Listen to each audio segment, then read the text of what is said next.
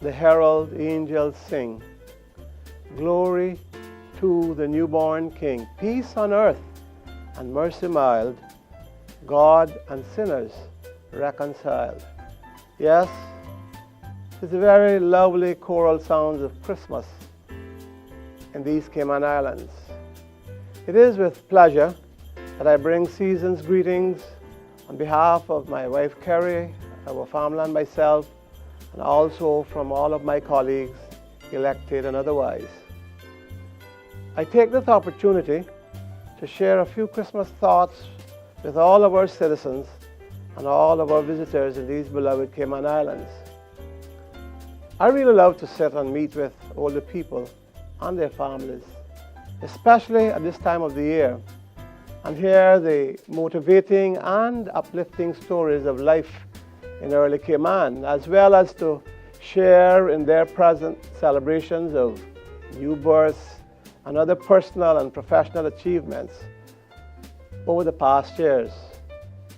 This always takes me back to early Cayman and our homesteads, our homes, where the women and families worked hard to grow produce and raise families, even as the men harvested the regional waters for turtles and other nature bounties, or they sailed the global fleets of commercial merchant mariners, helping our islands to develop and at the same time assisting with the development of the economies of other countries. In those early years, all we had to our names was grit, guts, and some gumption that took us through the rough times.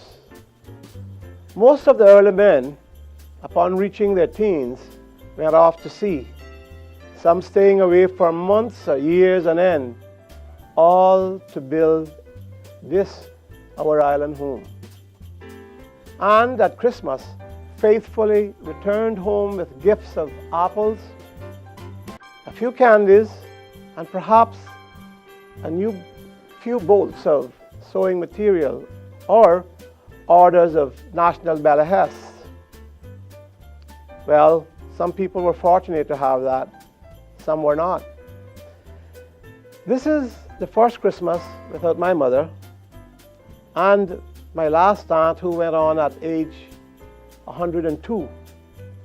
But like most families of years gone by, my own mother served as de facto head of our family home, and she made sure we were provided for with the best resources she could muster, especially at Christmas. These are precious early memories indeed, my friends. Today, the comparisons are stark between the Christmases of my childhood, when I would be lucky to get a new pants which had to last the entire year and into the next. Indeed, I remember taking off my shoes when I did have a pair and walking home from Sunday school on the rough dirt roads on my bare feet, sometimes through the rain, so that my shoes would not get worn out or too scuffed. Over the ensuing years, the Cayman Islands and mankind in general have advanced by leaps and bounds. I will not go into history lessons, but suffice it to say that in this lifetime, our Cayman Islands have also advanced in so many ways. Just days ago, as I sat and pondered about this blessed season, I thought, well, what is the Christmas message in this day and age? Of course, it is not a childish Santa message filled with empty promises. Neither is it a time to examine differences or point fingers. But of course, we see so much of that on a daily basis, as some people get in the media to accuse, point fingers, and fabricate stories, only to cover up their own failures of reason and sensible decision making. And sadly, too many persons love that kind of strife making. That's not what it's all about. So, instead, Christmas, first and foremost, is a season of thanks, namely of the birth of Jesus Christ, a divine example on earth and provider of a heavenly aspiration for our souls. So then, my friends, the Christmas message must remain in baby Jesus' example, a time when we exercise peace and goodwill towards all people, no matter where they're from. In doing this, our virtues must be maintained and refreshed, including those of truth, equity, and fairness in how we treat our family members, our employees, no matter where they come from, our clients, no matter where they come from, and our friends, be they local or otherwise, our friends. In other words, let's do good. Maintain a good conscience. And my grandmother used to say, do good and good will follow you. In so doing, the people of these islands also preserve our rights to our traditional way of life, which is built upon good moral values. And may we all strive to maintain that. With God's grace, we have so much of which to be proud. Within my generation, by foresight and sweat, our fishermen devised a stingray city.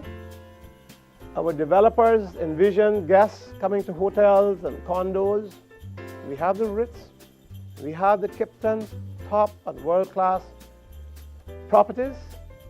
And our world-wise men created air and seaports to welcome the world. In so doing, we have turned our sandy shores into an unprecedented tourism boom. That took work, just didn't start today. We opened up our gates in the United States from early 2000. We have had some setbacks, but we have moved on. Yes, we do have a world-class service that is now the envy of the region and of the world.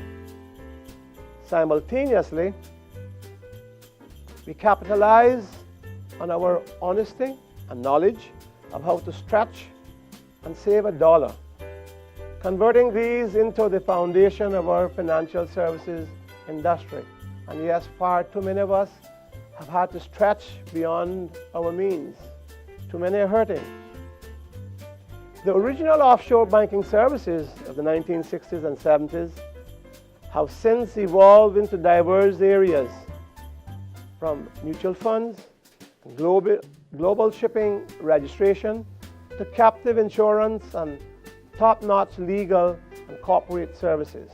The envy of the world still.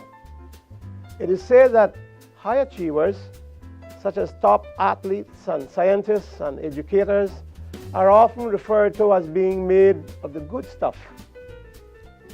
While we were and are blessed to have people made of this same cosmic stuff, we maintain that this comes about only as a result of God's inspiration and His granting to us of health, knowledge, wisdom, and understanding, and we should use those to the benefit for good. But as we prepare to finish a very eventful year, we must be aware of the reality of heightened challenges from juvenile education and behavior to ensuring that Cayman maintains and grows its share of the commercials markets. There are significant challenges everywhere, in our homes, in our schools, our workplaces, and communities, but we can meet those challenges and we can succeed. In speaking this, I am not speaking of diminished expectations, but quite the contrary. I foresee nothing but the best. Upward movement of our people and our stakeholders, as long as we do not stray from the tried and tested formula. People want change, beware. You might get what you don't want. After all, even as the first biblical account of the Nativity is found in St. Matthew, the author entreats us to be harmless and peaceful as doves. But in the same book, he says that we must also remain wise and diligent.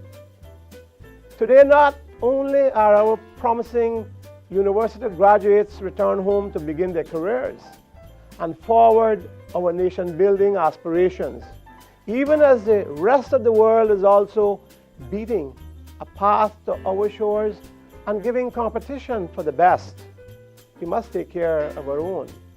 Yes, we must proudly maintain memory of the fact at how we did it.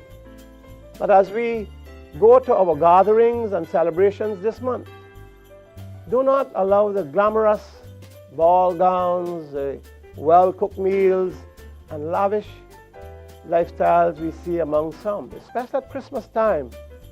Don't allow it to cloud our vision.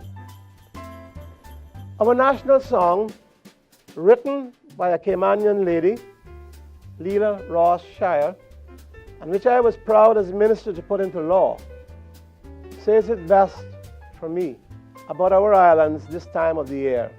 It says, and I quote, "And when comes on the season of peace, goodwill toward men, 'tis then I love you best of all, beloved Isles, Cayman." End of quote. So, while appreciating the memories of Christmases past, I implore us all to remain equally focused on these realities. Build Christmases present of love and sharing, but also continue to unite and work to ensure that the Christmases future are hopeful and brighter for our children and grandchildren.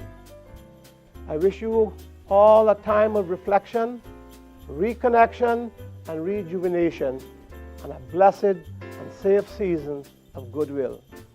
And so, when comes on the season of peace, goodwill toward men, 'tis then I love you best of all, beloved Isles, Cayman.